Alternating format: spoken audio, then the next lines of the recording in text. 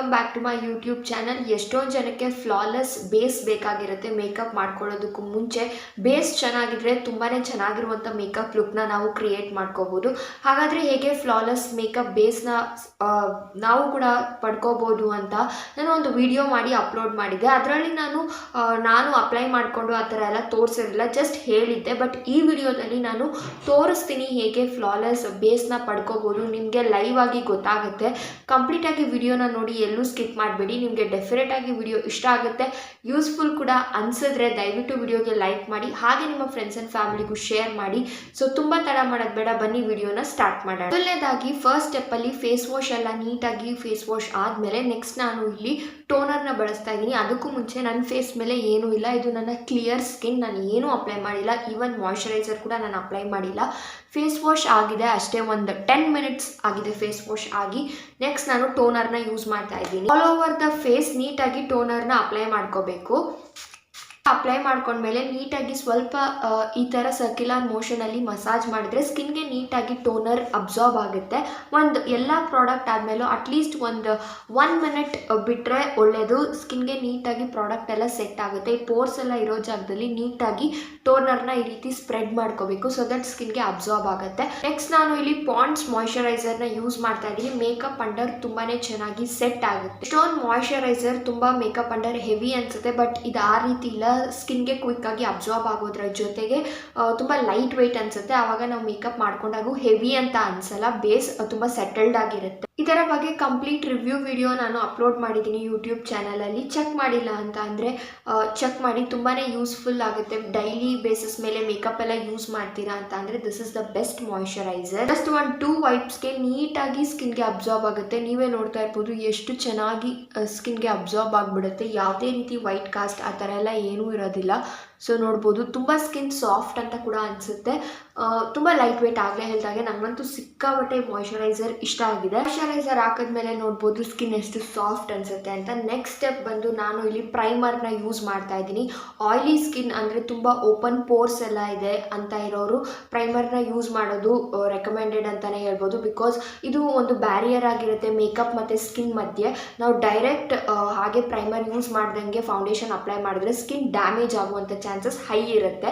Primer ಹಾಕಿದ್ರೆ ಆ ಥರ ಎಲ್ಲ ಏನು ಅಷ್ಟು ರಿಸ್ಕ್ ಅಂತ ಹೇಳಲ್ಲ. ಸೊ ಈ ಥರ ಓಪನ್ ಪೋರ್ಸ್ ಇಲ್ಲಾಗಿರ್ಬೋದು ಅಥವಾ ಇಲ್ಲಿ ಆ ಥರ ಎಲ್ಲ ಓಪನ್ ಪೋರ್ಸ್ ಇದ್ದರೆ ಪ್ರೈಮರ್ ಯೂಸ್ ಮಾಡೋದು ಸೇಫ್. ನಾನು ಇಲ್ಲಿ ಡಾಟ್ ಆ್ಯಂಡ್ ಕೀ ಇದು ಜೆಲ್ ಮಾಯ್ಶ್ಚರೈಸರ್, ಬಟ್ ನನಗೆ ಇದು ಪ್ರೈಮರ್ ಆಗಿ ವರ್ಕ್ ಆಗುತ್ತೆ ಮಾಯ್ಶ್ಚರೈಸರ್ಗಿಂತ. ಸೊ ಅದಕ್ಕೋಸ್ಕರ ನಾನು ನೆಕ್ಸ್ಟ್ ಸ್ಟೆಪ್ ಪ್ರೈಮರ್ನ ಯೂಸ್ ಮಾಡ್ತಾ ಇದ್ದೀನಿ. ತುಂಬಾ ಲೈಟ್ ವೆಯ್ಟ್ ಇದೆ, ತುಂಬಾ ಚೆನ್ನಾಗಿರುತ್ತೆ ಮೇಕಪ್ ಅಂಡರ್, ಚೆನ್ನಾಗಿ ಸೆಟ್ ಆಗುತ್ತೆ ಕೂಡ. ಸೊ ನೀಟಾಗಿ ಪ್ರೈಮರ್ನ ಕೂಡ all over the face apply ಮಾಡ್ಕೊಳ್ಳೋದು ಬೆಸ್ಟ್. ಓವರ್ ದ ಫೇಸ್ ನೀಟಾಗಿ ಅಪ್ಲೈ ಮಾಡ್ಕೊಳ್ತೀನಿ. ಹಾಗೆ ಯಾವುದೆಲ್ಲ ಪ್ರಾಡಕ್ಟ್ನ ಯೂಸ್ ಮಾಡಿದ್ದೀನಿ, ಎಲ್ಲ ಪ್ರಾಡಕ್ಟ್ದು ರಿವ್ಯೂ ವಿಡಿಯೋಗಳನ್ನ ಅಪ್ಲೋಡ್ ಮಾಡಿದ್ದೀನಿ. ನೀವು ಚೆಕ್ ಮಾಡಿದ್ರೆ ಸಿಗುತ್ತೆ. ಮೇಕಪ್ ವಿಡಿಯೋಸ್ ಅಂತ ಒಂದು ಪ್ಲೇ ಲಿಸ್ಟ್ ಇದೆ, ಅದರಲ್ಲಿ ಕಂಪ್ಲೀಟ್ ಎಲ್ಲ ಪ್ರಾಡಕ್ಟ್ಸ್ದು ರಿವ್ಯೂ ಇರುತ್ತೆ, ಚೆಕ್ ಮಾಡ್ಬೋದು. ಪ್ರೈಮರ್ ಅಪ್ಲೈ ಮಾಡಿದ್ಮೇಲೆ ನನ್ನ ಸ್ಕಿನ್ ನೋಡ್ತಾ ಇರ್ಬೋದು ಹೇಗೆ ಕಾಣಿಸ್ತಿದೆ ಅಂತ. ನಾನು ಒಂದೊಂದು ಸ್ಟೆಪ್ ಆದಮೇಲೆ ತೋರಿಸ್ತಾ ಇದ್ದೀನಿ, ಪ್ರತಿಯೊಂದು ಸ್ಟೆಪ್ಪು ಕ್ಲಿಯರ್ ಆಗಿ. ಹೋಪ್ ನಿಮ್ಗೆ ಅರ್ಥ ಆಗ್ತಿದೆ ಅಂತ ಅಂದ್ಕೊಂಡಿದ್ದೀನಿ. ನೆಕ್ಸ್ಟ್ ಒಂದು ಸ್ವಲ್ಪ ಲಿಪ್ ಬಾಮ್ ಅಪ್ಲೈ ಮಾಡ್ಕೊಳ್ತೀನಿ. ನನಗೆ ಇದು ರೂಢಿ, ಬಿಕಾಸ್ ಲಿಪ್ಸ್ಟಿಕ್ ಅಪ್ಲೈ ಮಾಡ್ಕೊಳ್ಳೋ ಅಷ್ಟೊತ್ತಿಗೆ ಲಿಪ್ಸ್ ಡ್ರೈ ಅನ್ಸಲ್ಲ ಅಂದ್ಬಿಟ್ಟು ಅಷ್ಟೇ ಸನಿ ಹರ್ಬಲ್ಸ್ ಲಿಪ್ ಬಾಮ್ನ ಯೂಸ್ ಮಾಡ್ತಾ ಇದ್ದೀನಿ. ಸತಿ ಡಾಟ್ ಆ್ಯಂಡ್ ಕೀ ಪ್ರೈಮರ್ನ ಕೂಡ ಯೂಸ್ ಮಾಡ್ತೀನಿ. ಇಲ್ಲ ಅಂತ ಅಂದರೆ ಇದನ್ನ ಯೂಸ್ ಮಾಡ್ತೀನಿ, ಲಿಂಪೆಡ್ ಬ್ಯೂಟಿ.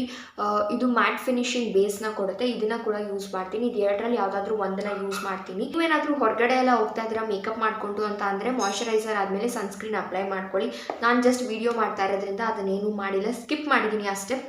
ನೆಕ್ಸ್ಟ್ ನಾನು ಇವಾಗ ಫೌಂಡೇಶನ್ನ ಯೂಸ್ ಮಾಡ್ತಾ ಇದ್ದೀನಿ. ನಾನು ಇವತ್ತು ಫೌಂಡೇಶನ್ ಬದಲಿಗೆ BB ಕ್ರೀಮ್ನ ಯೂಸ್ ಮಾಡ್ತೀನಿ. ಸೇಮ್ ಥಿಕ್ನೆಸ್ ಎಲ್ಲ ಸೇಮ್ ಇರುತ್ತೆ, ಬಟ್ ನಾನು ಇವತ್ತು BB ಕ್ರೀಮ್ನ ಯೂಸ್ ಮಾಡ್ತಾ ಇದ್ದೀನಿ. ನೀವು ಫೌಂಡೇಶನ್ಗಿಂತ ಮುಂಚೆ ಕನ್ಸೀಲರ್ನ ಬಳಸ್ತೀರಾ ಅಂತ ಅಂದರೆ ಕನ್ಸೀಲರ್ನ ಬಳಸ್ಬೋದು, ಬಟ್ ನನಗೆ ಕನ್ಸೀಲರ್ ನಾನು ಯಾವತ್ತೂ ನನ್ನ ಸ್ಕಿನ್ ಮೇಲೆ ಯೂಸ್ ಮಾಡಿಲ್ಲ. ನನಗೆ ಇಷ್ಟ ಆಗಲ್ಲ ಕನ್ಸೀಲರ್ನ ಯೂಸ್ ಮಾಡೋದು.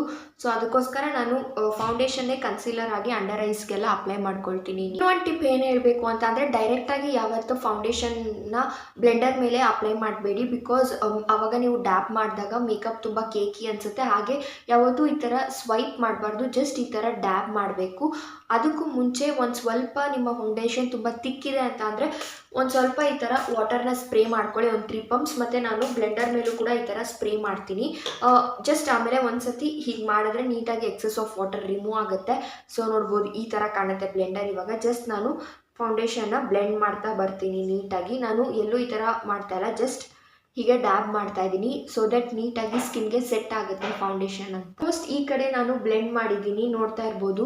ಸೊ ಎಷ್ಟು ಚೆನ್ನಾಗಿ ನನ್ನ ಬೇಸ್ ಸೆಟ್ ಆಗಿದೆ ಅಂತ. ನಾನು ಈ ಕಡೆ ಕೂಡ ನೀಟಾಗಿ ಬ್ಲೆಂಡ್ ಮಾಡಿಬಿಟ್ಟು ತೋರಿಸ್ತೀನಿ. ನೋಡ್ತಾ ಇರ್ಬೋದು ಬೇಸ್ ಎಷ್ಟು ಚೆನ್ನಾಗಿ ಸ್ಕಿನ್ಗೆ ಸೆಟ್ ಆಗಿದೆ ಅಂತ. ನನಗೆ ಇಲ್ಲೆಲ್ಲ ಒಂದು ಸ್ವಲ್ಪ ಲೈಟಾಗಿ ಪಿಂಪಲ್ಸ್ ಕೂಡ ಇತ್ತು, ಅದೆಲ್ಲ ಎಷ್ಟು ನೀಟಾಗಿ ಕವರ್ ಆಗಿದೆ ನೀವೇ ನೋಡ್ತಾ ಇರ್ಬೋದು.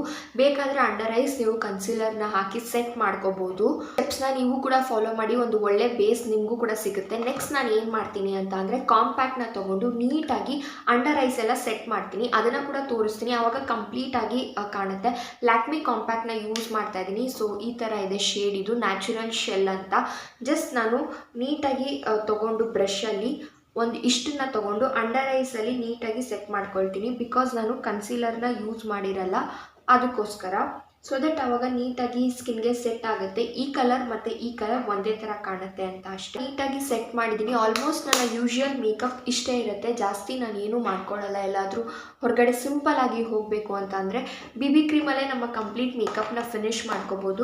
ಆ್ಯಟ್ ಲಾಸ್ಟ್ ಒಂದು ಯಾವುದಾದ್ರೂ ಲಿಪ್ಸ್ಟಿಕ್ನ ಯೂಸ್ ಮಾಡ್ಬೋದು. ನಾನು ಇವತ್ತು ಹೂಡಾ ಬ್ಯೂಟಿ ಲಿಪ್ಸ್ಟಿಕ್ನ ಯೂಸ್ ಮಾಡ್ತಾ ಇದ್ದೀನಿ. ನೋಡಿದ್ರಲ್ಲ ಎಷ್ಟು ತುಂಬಾ ಸಿಂಪಲ್ ಆ್ಯಂಡ್ ತುಂಬಾ ಈಸಿಯಾಗಿ ಈ ಥರ ಒಂದು ಒಳ್ಳೆ ಬೇಸ್ನ ನೀವು ಕೂಡ ಪಡ್ಕೋಬೋದು. ಡಿಫಿಕಲ್ಟ್ ಎಲ್ಲ ತುಂಬಾ ಸಿಂಪಲ್. ಆಗಲೇ ಹೇಳಿದಾಗೆ ಈ ವಿಡಿಯೋದಲ್ಲಿ ತುಂಬ ಸತಿ ಹೇಳಿದ್ದೀನಿ, ತುಂಬ ಈಸಿಯಾಗಿ ಈ ಥರ ಮಾಡ್ಕೋಬೋದು ಅಂತ.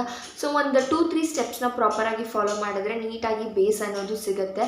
ಆಮೇಲೆ ಇದ್ರ ಮೇಲೆ ನೀವು ನೆಕ್ಸ್ಟ್ ಇನ್ನೂ ಬೇಕಾದರೆ ಬ್ಲಷ್ ಆಗಿರ್ಬೋದು, ಅದೆಲ್ಲ ಆ್ಯಡ್ ಆನ್ ಮಾಡ್ಕೋಬೋದು. ಜಸ್ಟ್ ನಾನು ಇವತ್ತು ಹೇಗೆ ಒಂದು ಒಳ್ಳೆ ಬೇಸ್ನ ಪಡ್ಕೊಳ್ಳೋದು ಅಂತ ತೋರಿಸ್ಕೊಟ್ಟಿದ್ದೀನಿ.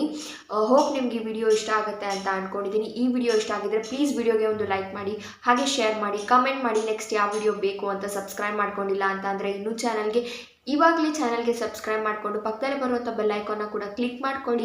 ಸೊ ದಟ್ ನಾನು ಯಾವುದೇ ವಿಡಿಯೋ ಹಾಕಿದ್ರು ನಿಮಗೆ ವಿಡಿಯೋ ನೋಟಿಫಿಕೇಶನ್ ಫಸ್ಟ್ ಬರುತ್ತೆ. ಇನ್ಸ್ಟಾಗ್ರಾಮ್ ID ಕೂಡ ಇಲ್ಲಿ ಡಿಸ್ಪ್ಲೇ ಮಾಡ್ತಾ ಇರ್ತೀನಿ, ಇನ್ಸ್ಟಾಗ್ರಾಮಲ್ಲಿ ಕೂಡ ಫಾಲೋ ಮಾಡಿ. ಮತ್ತಷ್ಟು ಇದೇ ರೀತಿ ಸಣ್ಣ ಪುಟ್ಟ ಟಿಪ್ಸ್ ಆ್ಯಂಡ್ ಟ್ರಿಕ್ಸ್ ವಿಡಿಯೋ ಅಲ್ಲೂ ಕೂಡ ಅಪ್ಲೋಡ್ ಮಾಡ್ತಾ ಇರ್ತೀನಿ. ಹಾಗೆ ಕಂಪ್ಲೀಟ್ ಮೇಕಪ್ ಟ್ಯುಟೋರಿಯಲ್ ಬೇಕಾ ನಿಮಗೆ ಅಂತ ಕಾಮೆಂಟ್ ಮಾಡಿ, ನಾನು ಡೆಫಿನೆಟಾಗಿ ಆ ವಿಡಿಯೋ ಕೂಡ ಮಾಡ್ತೀನಿ.